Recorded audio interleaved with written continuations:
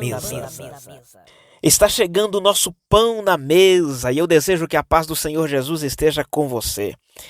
Vamos pensar um pouco hoje sobre superstições e crendices no meio cristão.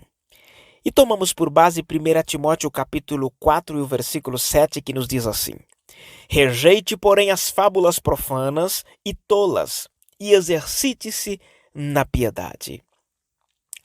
Esse texto, ele faz parte das recomendações que o apóstolo Paulo dá ao seu discípulo e obreiro Timóteo. Orientações que o pastor Timóteo deveria ler para toda a igreja. E entre as recomendações, no versículo que nós lemos, o apóstolo enfatiza o absurdo dos falsos ensinos. E ele dá uma nomenclatura para isso. Ele diz fábulas profanas e tolas.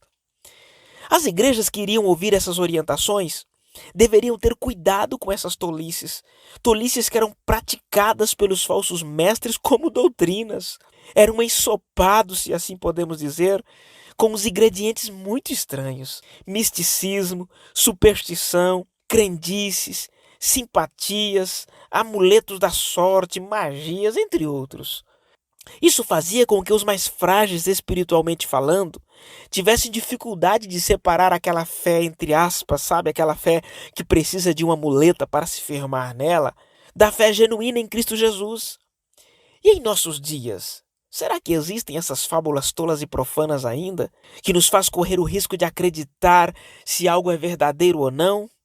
Isso me leva a refletir sobre algumas crendices e superstições que estão latentes ainda na nossa cultura, que por vezes querem nos vender como algo verdadeiro. São crendices apoiadas na ignorância, no desconhecido e no medo. Nada tem a ver com a fé que professamos. Crenças alicerçadas sobre sentimentos irracionais faz com que pessoas até bem intencionadas acreditem tanto nessas fábulas, que temem o desconhecido, temem o sobrenatural e passam a acreditar em presságios, encantamentos, sinais, ritos e tantos outros elementos que fazem parte dessas crenças irracionais. Acreditar, por exemplo, que sexta-feira 13 dá azar, usar uma ferradura para afastar o mal-olhado, não passar debaixo da escada, e se tiver um gatinho preto debaixo então, aí que completa o azar. Não pode quebrar espelhos para não dar atraso de vida, tem que bater 3 vezes na madeira para afastar o mau espírito. Tem mais. Quando a coruja canta sobre o telhado da casa, dizem que é sinal de que a morte está próxima. Se jogar sal no fogo, afasta as visitas. A jovem que pegar o buquê da noiva será a próxima a se casar. Essa é bem famosa, não é?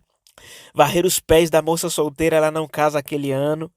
Criança que ri dormindo está sonhando com os anjinhos. Para passar soluço do nenê, deve-se colocar na testa dele um fiapo de lã e de preferência vermelho e colado com a saliva da mãe. Me diga que você já fez essa. Enrolar as meias dizem que enrola a vida. Apontar para as estrelas faz nascer verrugas nos dedos. Vestir-se de branco no início de um ano atrai sorte.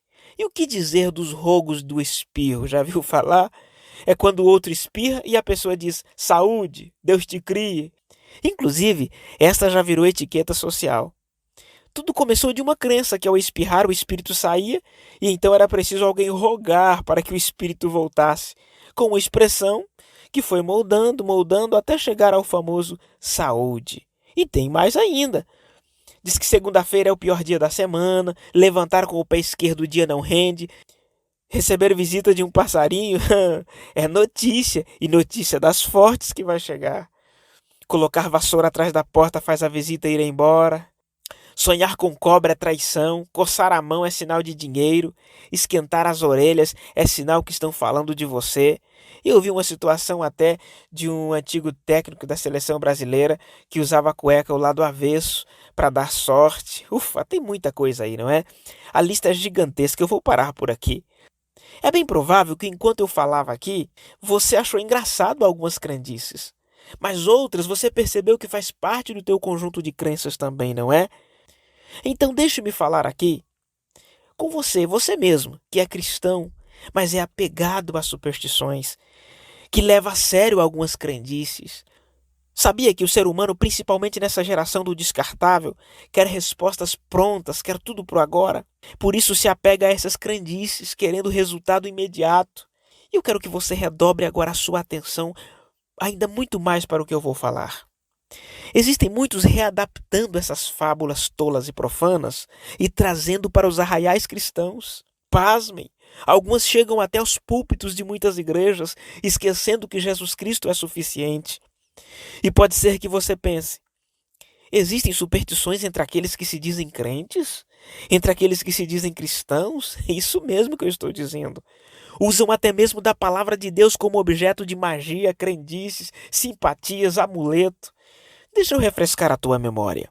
Você já viu alguém deixar a Bíblia no escritório, no criado mudo, aberta no Salmo 91 ou Salmo 23 para proteger o ambiente, para proteger o dia, enfim? Quando essa mesma pessoa nunca parou para alimentar-se das riquezas espirituais que realmente existem nesses salmos. Outros usam uma caixinha de promessas como amuleto da sorte e sempre que quer algo de Deus recorre na caixinha, para não errar, é claro. Afinal, o nome já diz, não é? Só tem promessas. Mas não tem a coragem de ir aprender sistematicamente a palavra de Deus em um culto de ensino, não tem coragem de ir na escola bíblica dominical aprender.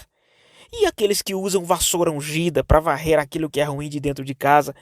A mesma técnica se aplica com outros objetos, como sabonete, aliança, água, roupa, crendo que estes objetos vão ativar a fé do requerente do milagre. E acreditam que objetos de Israel, como pedrinhas, água do Rio Jordão, folhas e por aí vai, têm algum poder especial. Ainda outros usam frases. Uma muito famosa, por exemplo: o sangue de Jesus tem poder. E claro que tem poder, mas usam como frase de efeito para tudo que acontece, como um amuleto, como uma expressão qualquer. E me lembro que em Atos dos Apóstolos, capítulo 19, o versículo 6, nos mostra os filhos de Seva, decepcionados, envergonhados, porque tentaram usar o nome de Jesus como um amuleto para expulsar demônios. Cuidado! Cada crendice ou superstição que falei aqui tem a sua explicação de onde originou, mas não é o nosso objetivo nos ater a isso agora. A pergunta de $1 milhão que não quer se calar é a seguinte: é errado crer nessas coisas? A resposta é clara, sim. Veja a palavra de Deus. Ela reprova veemente as superstições. Em Atos dos Apóstolos, de novo, capítulo 14, do versículo 8 ao 18, nos registra um episódio em que Paulo e Barnabé curaram um coxo em Listra. E pelo poder de Deus eles fizeram isso, mas quase foram idolatrados como Júpiter e Mercúrio pelos habitantes daquele lugar. E a Bíblia diz que eles não aceitaram aquele ato supersticioso. Em 2 Reis, capítulo 21 e o versículo 6, quando fala sobre o rei Manassés, o versículo nos diz: e queimou seu próprio filho como holocausto e sacrifício às divindades que cultuava.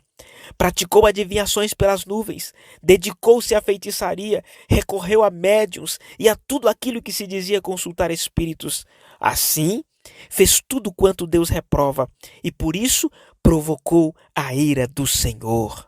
Por favor, não provoque a ira do Senhor sobre você e sua casa.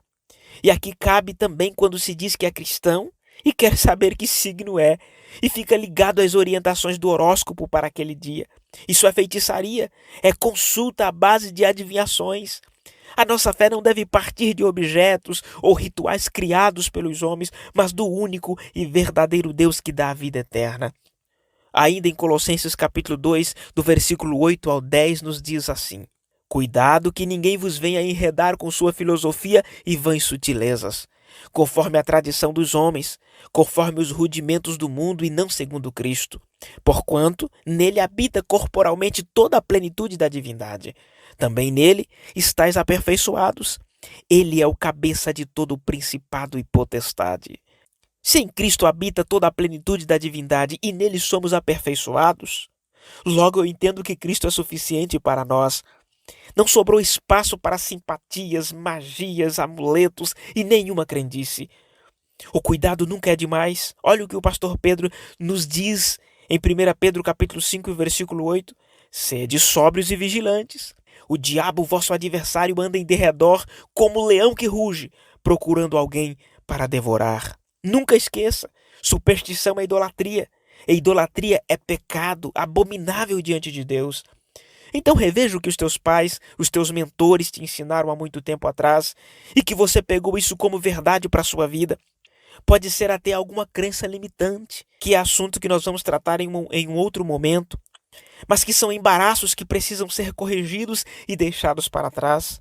Ainda Hebreus capítulo 12, versículos 1 e 2 diz assim: portanto, nós também, pois que estamos rodeados de uma tão grande nuvem de testemunhas, deixemos todo o embaraço e o pecado que tão de perto nos rodeia e corramos com paciência a carreira que nos está proposta, olhando para Jesus, autor e consumador da fé, o qual pelo gozo que lhe estava proposto, suportou a cruz, desprezando a afronta, e assentou-se à destra do trono de Deus. E tem mais, ele está lá no trono, nos aguardando para a grande festa das bodas do Cordeiro. Daqui um pouquinho nós iremos. Vamos? Ele vem nos buscar. Você está pronto? Fique com esse pão na mesa. Que Deus te abençoe. Pão na mesa.